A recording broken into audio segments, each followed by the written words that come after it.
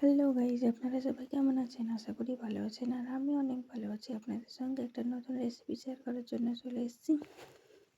দেখুন, আমি দিয়ে দিয়েছি বেসন, তারপরে দিয়ে দিলাম হলুদ গুঁড়ো, দিয়ে দিচ্ছি লঙ্কা গুঁড়ো, তারপরে দিয়ে দিলাম লবণ, দিয়ে দিচ্ছি জল, অল্প অল্প করে জল দিয়ে মেখে নেব।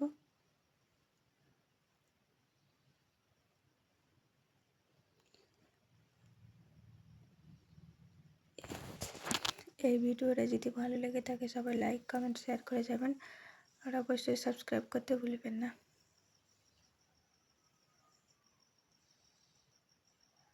দেখুন, আমার মাখা হয়ে গেছে, কত সুন্দর হয়েছে।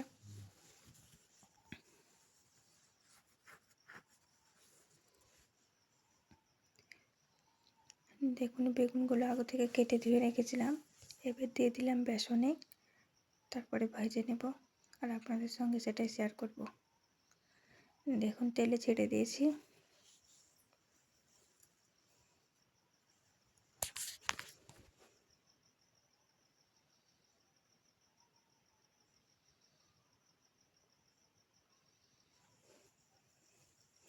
এইভাবে যদি বেগুনি ভাজা করেন বা বেগুনের চপ বলতে পারে, যদি এরকমভাবে করা যায় তো খুব সুন্দর লাগে খেতে। দেখুন, আমার সবগুলো ছাড়া হয়ে গেছে, লাল লালও হয়ে গেছে। এবার তুলে নিলাম, তারপরে দিয়ে দিলাম পেঁয়াজিগুলো। দেখুন কতটা সুন্দর লাগছে। দেখুন, আপনাদেরকে বেগুনি ভাজাটা দেখাচ্ছি, কতটা সুন্দর লাগছে। তারপরে কটা ছিল ওগুলো ভেজে নিচ্ছি। দেখুন, আমার ভাজা হয়ে গেছে সবগুলো, কতটা সুন্দর হয়েছে।